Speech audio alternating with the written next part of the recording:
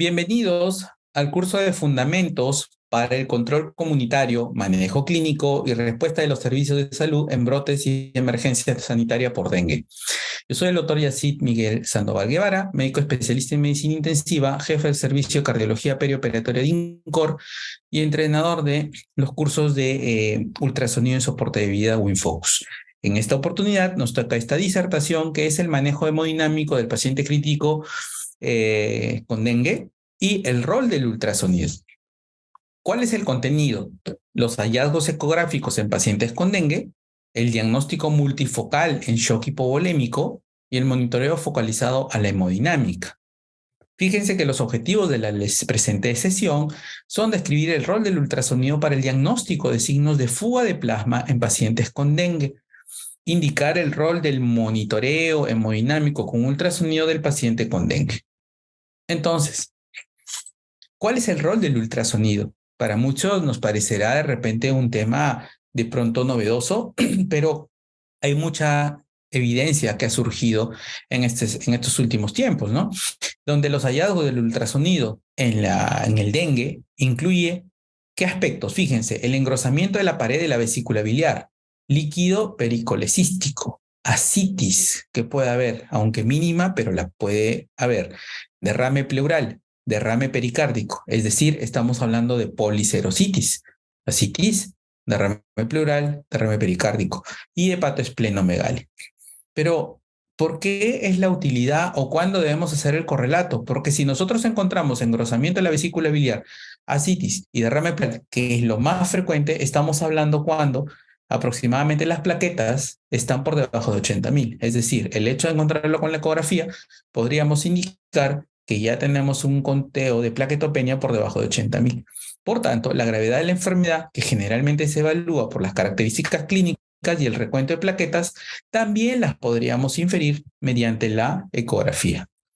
Y aquí tenemos un poco los hallazgos ecográficos para que podamos un poco tomar en cuenta cómo es que la pared de la vesícula se engrosa. Y esto habla de edema, más de 4 milímetros de pared. Y fíjense también cómo en la misma parte gastrointestinal, en la cavidad abdominal, tenemos la presencia de ascitis. Y acá tenemos nosotros las asas intestinales. Y esta imagen negra, que es cómo se ve el líquido, una imagen anecogénica, pues también me haría la indicación de tener líquido libre en la cavidad abdominal. En el espacio pleural, fíjense que también voy a tener pues la presencia, acá tenemos la bandeleta atelectásica del pulmón y la misma imagen anecogénica, que es como se ve líquido, efusión pleural. Y fíjense que también en las revisiones hemos determinado que los pacientes van a tener las famosas líneas B de Kerley, que no viene a ser más que un edema interlobular que denota justamente lo que habíamos conversado dentro de la fisiopatología que se detalla en otras presentaciones de la fuga de plasma hacia el espacio intersticial. Y fíjense que encontramos algunos artículos interesantes del rol del ultrasonido en la evaluación de los pacientes con dengue, sobre todo del dengue hemorrágico. Y hablaba esta publicación de Bedaraju, publicada en el 2016, donde decía que el ultrasonido es una herramienta accesoria importante para el diagnóstico temprano de los signos de fuga de plasma y para predecir qué pacientes se van a complicar, para predecir gravedad de la enfermedad, identificando casos leves y graves de fiebre hemorrágica del dengue. Como habíamos mencionado, si hacemos la comparación con el nivel de plaquetas que habíamos mencionado láminas atrás. Ojo, que también nos puede servir como para el diagnóstico diferencial con otras causas de enfermedad febril. Otra evaluación de Parmar y et al. Del ultrasonido hablaba también, y aquí rechazaba, no es útil como una herramienta de screening para la fiebre por dengue. ¿Por qué? Publicado en el 2017, decía, como la sensibilidad y el valor predictivo negativo del ultrasonido es muy bajo, no debe usarse como herramienta de detección. ¿Por qué? Porque el ultrasonido negativo no descarta la fiebre del dengue. Entonces, fíjense que el tema es por el valor predictivo negativo. En vista, que es el otro valoración estadística, la alta especificidad y valor predictivo positivo, La ecografía puede utilizarse para el diagnóstico precoz de la fiebre del dengue si es que no hay otras modalidades de diagnóstico serológico. Si no tengo la opción, puedo considerar en vista de la evaluación del cuadro clínico como una herramienta útil para el screening debido a su alta especificidad. Esta revisión fue un artículo de revisión de ultrasonido en dengue publicado por Dewan, y esta es una revisión del año pasado. El gran conjunto de estudios con hallazgos de ultrasonido parece apoyar el uso del ultrasonido en el dengue, pero se requiere más investigación. Todavía no se puede dar un peso específico de poder decir que debemos evaluar a todos los pacientes con dengue para poder dilucidar su valor diagnóstico y pronóstico preciso. Fíjese que acá, en esta parte de aquí, dice que el protocolo de POCUS, es decir, de la ecografía en el punto de atención para el triaje de pacientes con dengue, debería ser evaluado para su efectividad en manejar justamente en la mejoría del manejo del paciente, los resultados y el costo-beneficio en los cuidados de las enfermedades tropicales. Entonces, todavía se tienen que establecer protocolos específicos para poder definir que el ultrasonido sea realmente útil en los pacientes, en el diagnóstico de los pacientes con dengue. Estamos hablando de esta parte de diagnóstico. Y este es un estudio también que busqué y encontré de Koyama, Hiroshi y colaboradores del 2021 también, donde hablaba de los hallazgos ultrasonográficos en el pulmón de pacientes con infección por dengue. Si bien es cierto, fue un estudio observacional prospectivo, identificó que en este estudio que los cambios pulmonares identificados por el ultrasonido pulmonar, LANG, ultrasound, en pacientes con dengue en diferentes etapas clínicas de la enfermedad, y hablaban de esas líneas B, que son las líneas de Kerley, si hace una comparativa con la radiografía de tórax, que representan la fuga de capilar, se observan durante ambas fases clínicas del dengue, ¿no?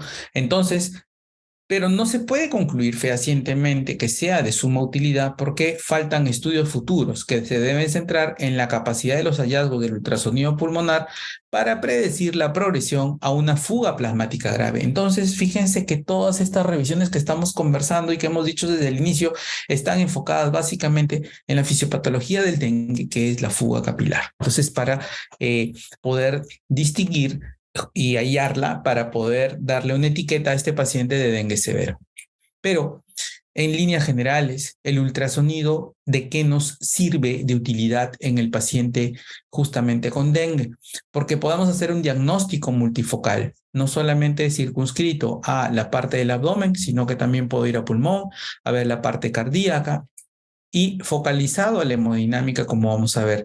Si una de las complicaciones más importantes es el shock en el paciente, entonces tengo que ir a buscar justamente con ultrasonido de la detección del tipo de shock, porque recuerden que también puede comprometer en menor porcentaje de casos la parte cardíaca y darnos un shock de tipo cardiogénico, pero es lo menor, pero también me sirve para hacer el diagnóstico y además el manejo guiado por ultrasonido en la parte hemodinámica.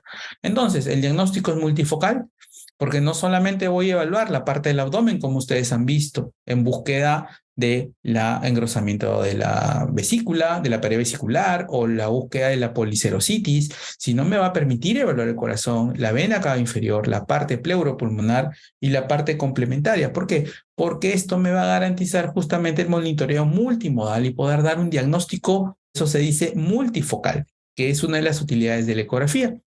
Y vamos a escribir en líneas generales, de grandes rasgos, qué vemos en el corazón. Fíjense que vamos a ver en esta metodología corazón, vena cava, la parte pleuropulmonar y la parte complementaria. Si bien es cierto, la parte cardíaca nos indica que debemos ver como objetivos estos 7 aspectos de acá, y con esto yo no les quiero decir que tenemos que ser cardiólogos, simplemente sentido común y un poco de entrenamiento en ultrasonido, y vamos a ver y poder detectar todos estos hallazgos en el corazón, pero lo que nos interesa básicamente en el corazón es a revisar en las diferentes vistas cardíacas que podamos tener, sea un paraesternal eje largo, paraesternal eje corto, la vista apical de 2, 3, 4, 5 cámaras, o la vista subcostal o la supraesternal, justamente lo que queremos valorar son estos aspectos importantes, pero les vamos a dar algunos tips claves para poder determinar que los pacientes, qué características ultrasonográficas en los pacientes con shock hemorrágico. Entonces, ¿qué hay de la vena cava inferior? ¿Cuál es la utilidad de la vena cava inferior? Acá nosotros tenemos una vista subsifoidea en el eje largo, longitudinal, donde nosotros vemos justamente aquí la vena cava y su ingreso en la aurícula derecha, como ustedes ven acá. Y esta es la interfase del hígado que estamos mencionando. ¿Y para qué me sirve la vena cava? Básicamente para la evaluación de la respuesta a fluidos, porque si yo veo una vena cava de este grosor, ¿no? Entonces yo puedo decir que es una vena cava, que es un paciente que tiene un contenido de volumen bastante, está normal. Entonces, ¿para qué me sirve la parte pleuropulmonar? Porque me sirve para detectar justamente cuando coloco mi transductor plano entre dos costillas, y aquí nosotros podemos ver una costilla, la otra costilla y entre ambas la pleura, y que esto es como si fuera la cabeza una cabeza de avestruz. Podemos ver la pleura cómo se desliza, porque el objetivo para tratar de ver lo que me interesa son estas líneas de Kerley, que son estas imágenes que se llaman reverberaciones o líneas o artefactos predominantemente verticales, cuyo objetivo es determinar si es que el paciente tiene un neumotórax o, en el contexto del dengue, en la fuga capilar, marcado como edema agudo pulmonar, o, como habíamos mencionado, las efusiones o derrame pleural, la serositis. Entonces, para eso me sirve. Y la parte complementaria, ¿qué es lo que me busca? Habíamos dicho en el abdomen, búsqueda de líquido libre, ascitis, buscar la pared de la vesícula biliar, si es que hay engrosamiento biliar o no, y esto es bastante sencillo de poder hacerlo con un transductor de tipo convexo, y buscar algunos otros, en búsqueda de otros focos específicos que según el cuadro clínico podamos poder determinar. Pero entonces, cuando hacemos esa evaluación ultrasonográfica de corazón, de vena cava, la parte pleuropulmonar y la parte complementaria, esos cuatro aspectos de la ecografía multifocal en ese contexto, podemos identificar patrones, patrones como el componente cardiogénico o el componente hipovolémico, que es lo que más vamos a ver en el paciente con dengue, o componentes obstructivos o los componentes vasodilatados, que esto es por descarte específicamente. Entonces, fíjense que podemos dar diagnóstico de shock, de los diferentes tipos de shock con el ultrasonido. Y es que los aspectos básicamente que habíamos mencionado, fíjense que acá tenemos nosotros la evaluación cardíaca. ¿Se acuerdan que son cuatro partes que hemos determinado? Primero vamos al corazón, la vena cava inferior, pleuropulmonar y la parte complementaria, porque esto me va a dar un diagnóstico. Y cada patrón de shock o cada tipo de shock va a tener un patrón específico de hallazgos característicos en los diferentes aspectos de estos cuatro aspectos o ítems que tenemos que evaluar. Por ejemplo, me voy a detener un poco en el hipovolémico. ¿Por qué? Porque en el hipovolémico voy a tener un corazón pequeño, un corazón hiperkinético, ¿sí? Es un corazón que está vacuo, le falta volumen, por eso es pequeño, hiperkinético. En la parte cardíaca, en la evaluación de la vena cava inferior, vamos a tener una vena cava que va a ser flexible, que va a ser colapsable. Y esto me habla pues justamente de hipovolemia. Y en el pulmón, al ser un pulmón seco, voy a tener justamente un perfil de líneas A, o sea, de líneas normales. No voy a encontrar las líneas B. De pronto, si ya es un paciente que tiene un dengue hemorrágico, podría encontrar de pronto líneas B, como habíamos mencionado. Y buscando en otros, de repente encuentro ascitis, de repente encuentro engrosamiento de la pared biliar.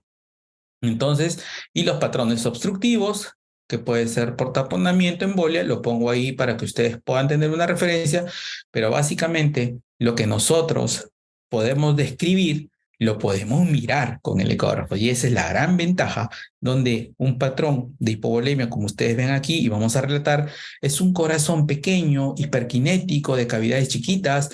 Fíjense, compárense con este que están mencionando acá en el puntero láser, es un corazón dilatado, como al ajuste si se mueve, y miren cómo se mueve un corazón de un paciente que le falta volumen.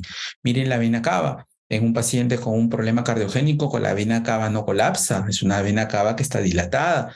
Y en un corazón que está hipovolémico, fíjense ustedes que está la vena cava colapsada. El pulmón es un pulmón seco. Habitualmente el paciente hipovolémico, en un paciente cardiogénico, tiene muchas líneas B, que son estas líneas hiperecogénicas, o sea, de aspecto blanquecino, verticales. En cambio, el hipovolémico son líneas transversales, pulmón seco. ¿De acuerdo? Entonces, ese es un poco el contexto. Y en el hipovolémico puede encontrar pues líquido libre, ¿no? Dependiendo del tipo de dengue que esté sospechando. Y en ese contexto es que nos vamos y nos debemos enfocar básicamente en el shock hipovolémico, y también si hay un compromiso de una miocardiopatía, podría encontrar estigmas de un shock cardiogénico. Y fíjense que no solamente basta que vaya al monitoreo o el diagnóstico multifocal, sino que a mi paciente lo tengo que monitorizar hemodinámicamente. ¿Y qué tengo que mirar desde el punto de vista? Ya lo diagnostiqué, ahora ¿cómo lo monitorizo? A la hora que le manejo el volumen. Puedo ver gasto cardíaco, puedo ver los factores de la precarga, la contractilidad y la poscarga. Aunque la poscarga básicamente es por fórmulas, simplemente utilizando una presión arterial media, la estimación de una presión venosa central y haciendo una fórmula que vamos a detallar, puedo dar como el resultado de todo esto el monitoreo hemodinámico de mi paciente. Y vamos a poner acá un caso clínico para que podamos ir detallando aspectos de aplicabilidad a lo que tenemos. Entonces, tenemos un paciente de sexo masculino, 30 años, procedente de Belén, que está en Iquitos, comerciante de abarrotes. Refiere viajes por el río Marañón desde hace 3 meses, pero ingresa a la emergencia el día 25 de abril del 2005 con un tiempo de enfermedad de 3 días. Inicia con escalofríos de una hora de evolución y se acompañan de alza térmica continua. Concomitantemente, cefalea, artralgias, mialgias, predominio de miembros inferiores, y se automedica con tabletas de dolocordralán más paracetamol, tomándolas juntas cada 8 horas con mejoría temporal de 2 a 3 horas tras la ingesta, pero luego de ello vuelve nuevamente con la fiebre. 2 días antes del ingreso se agrega dolor retrocular, epigastralgia en una escala de EVA de 5/10 e hiporexia, y el día del ingreso presente posiciones líquidas amarillentas, poco volumen, si es cierto, motivo por el cual acude a la emergencia del Hospital de Apoyo César Garayar García de Iquitos.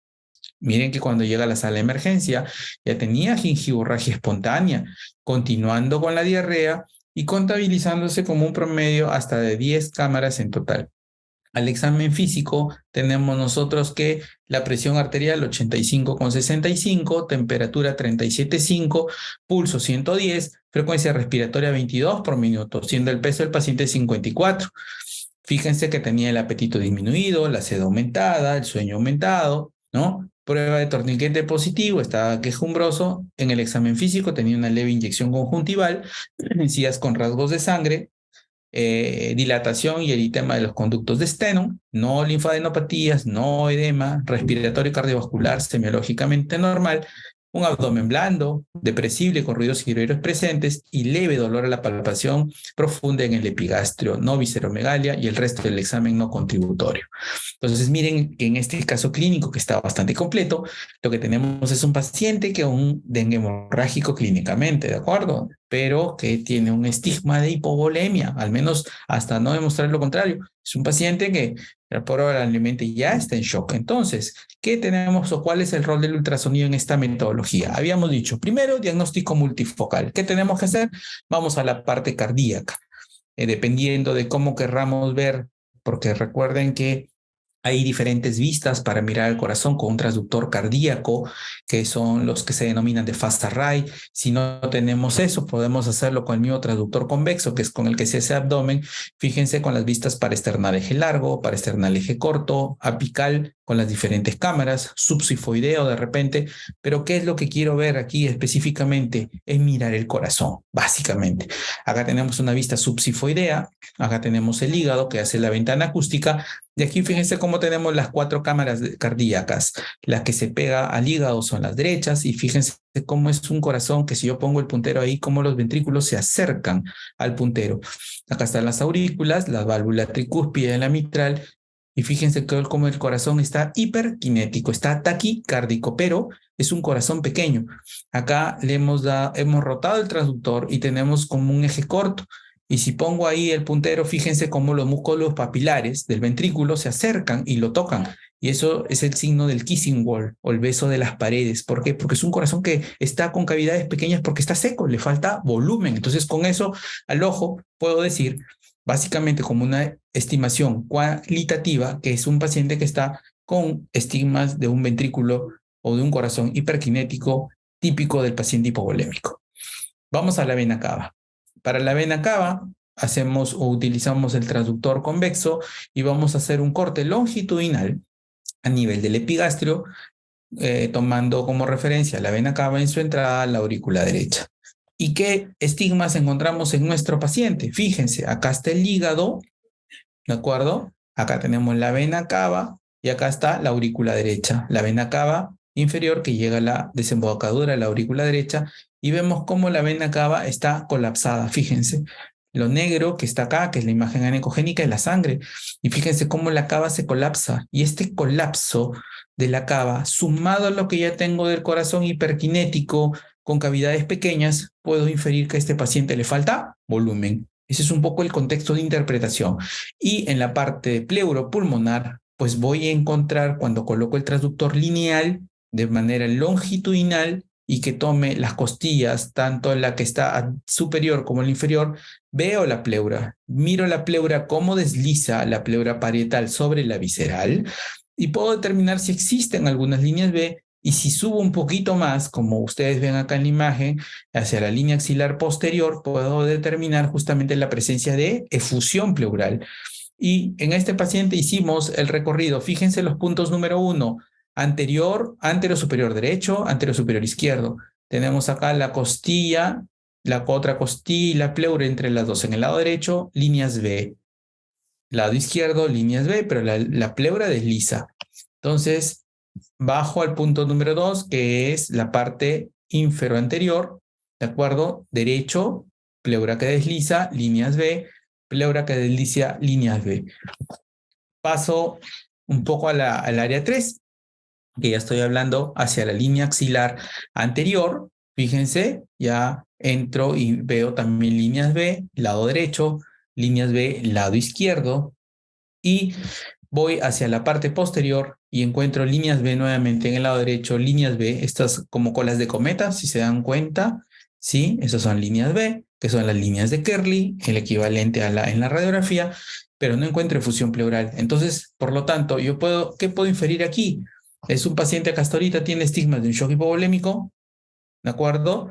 Por la parte cardíaca, le falta volumen por la vena cava y que encuentro líneas B. Puedo inferir que este paciente ya tiene una fuga capilar hacia el intersticio. Entonces, es un dengue grave. Más el cuadro clínico, entonces ya voy armando mi síndrome, ¿de acuerdo? Es un shock hipovolémico. Y luego paso a la parte complementaria.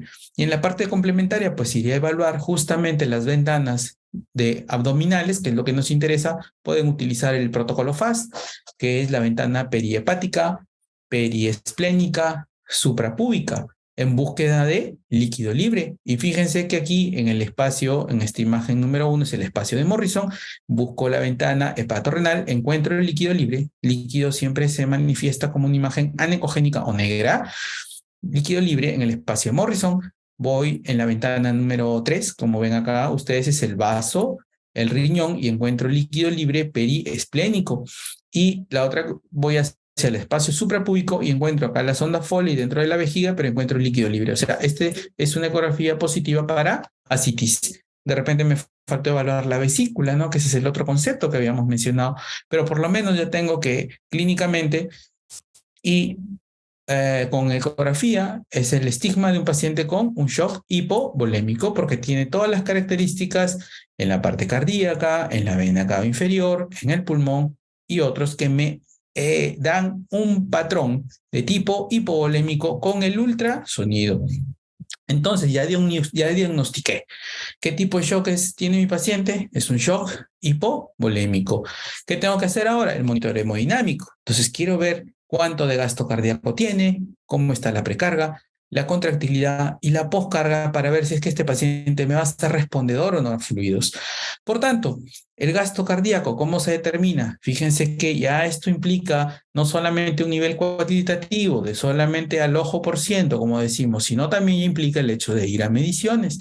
Y es esto que en el eje parasternal eje largo podemos ver el tracto de salida del ventrículo izquierdo. Acá tenemos, fíjense, dónde está el puntero, el ventrículo izquierdo, la aurícula izquierda, el tracto de salida de la aorta, y vemos acá cómo en un zoom que se le hace aquí, vemos cómo se abren los velos de la aorta, y esta es la aorta, la raíz de la aorta.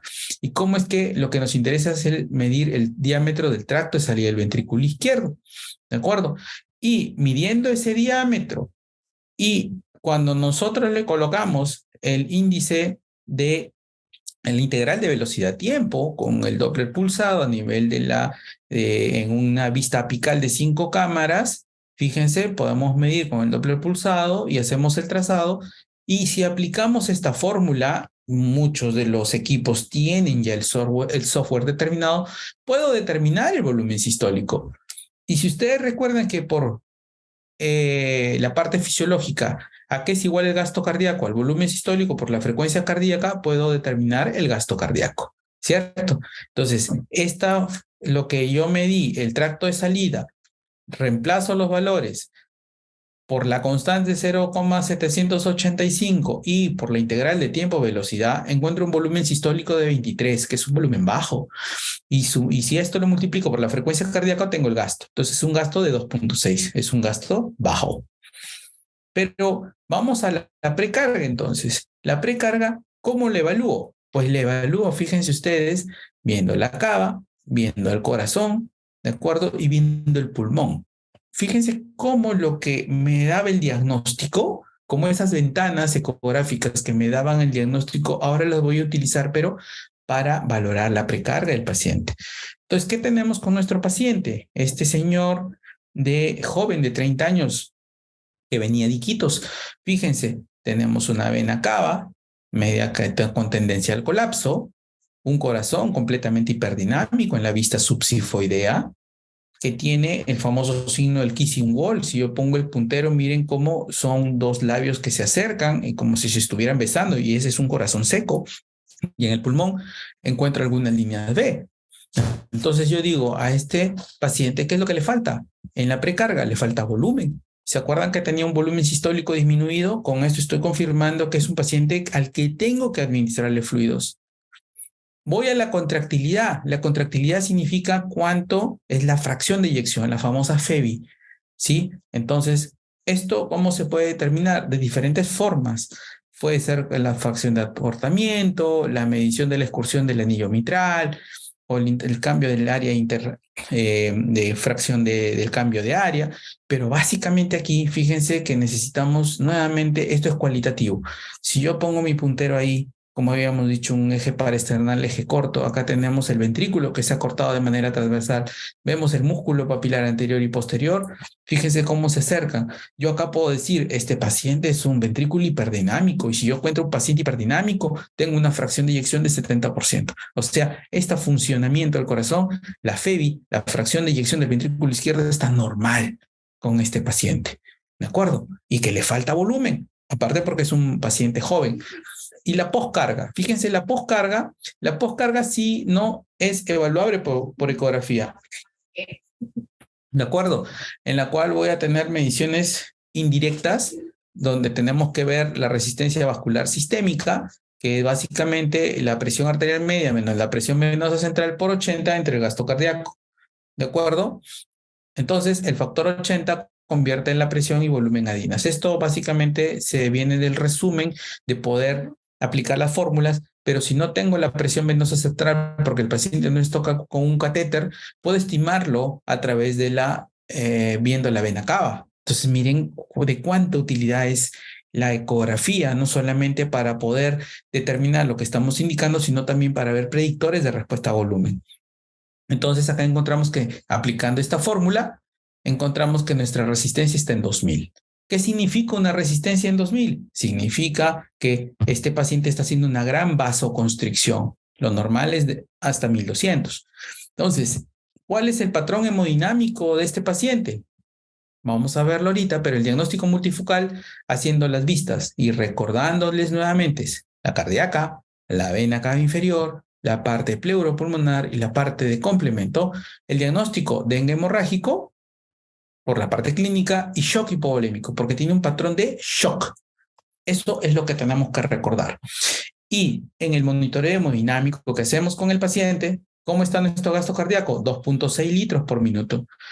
Nuestra precarga es un paciente con estigmas de hipovolemia. ¿Por qué? Porque hemos visto un corazón hiperkinético, con cavidades pequeñas, kissing wall, con vena cava colapsable, con líneas, algunas líneas V en la parte pleuropulmonar, pero que mi respuesta a fluidos me va a responder porque le falta precarga, le falta volumen. ¿Cómo está la contractilidad? Habíamos visto ese corazón hiperkinético, cómo latía bastante bien y con buen funcionamiento de la parte ventricular y que me hace una fracción de eyección de 70% aproximadamente. Y en la resistencia vascular tenemos una resistencia muy alta, 2000, que esto me hace una vasoconstricción. La vasoconstricción intensa es justamente lo que hace que este sea un estigma de un monitoreo hemodinámico en un paciente con shock hipovolémico al que le tengo que colocar fluidos. Y una vez que he colocado los fluidos en las pautas que nosotros podamos determinar como cargas de volumen, que son los famosos retos, pues podemos volver a hacer el monitoreo hemodinámico para ver si nuestro paciente, si es que el tratamiento ha mejorado. Ese es el concepto, que cuando manejamos el ultrasonido podamos identificar hemodinámicamente en tiempo real las veces que querramos, justamente de una manera continua, y eso obliga a que el paciente tenga que estar monitorizado en una unidad de vigilancia intensiva o una unidad de cuidados intermedios o una unidad de cuidados intensivos o en la propia emergencia. En conclusión, el ultrasonido es una herramienta auxiliar relevante e importante para el diagnóstico precoz de los signos de fuga de plasma y para la predicción de la gravedad de la enfermedad, y que me puede ayudar a identificar casos leves y graves de dengue hemorrágico. Fíjense que no necesariamente se ha validado como una herramienta de screening de rutina. Faltan estudios. El diagnóstico se puede hacer temprano en el curso de la enfermedad en comparación con otros métodos o modos de diagnóstico por su alto valor predictivo y sensibilidad que tiene, alto valor predictivo positivo. Fíjense que durante una epidemia de dengue, los hallazgos de ultrasonido de engrosamiento de la pared de la vesícula biliar con o sin policerositis, estamos hablando de derrame pleural, ascitis, derrame pericárdico, en un paciente febril, deberían sugerir la posibilidad de dengue o de dengue hemorrágico inclusive, y con un conteo por debajo de 80.000 plaquetas. Entonces ya estamos hablando que hasta podríamos hacer un correlato con el conteo laboratorial hematológico de plaquetas, y que el ultrasonido es una herramienta útil tanto para el diagnóstico multifocal, así como para el monitoreo hemodinámico de los pacientes con dengue que necesiten de terapia intensiva. Aquí está la bibliografía que se ha utilizado y les doy las gracias y me despido de ustedes y esperando de que esta herramienta que tenemos, que es el ultrasonido, les sirva a ustedes de utilidad para el manejo de los pacientes con dengue. Gracias.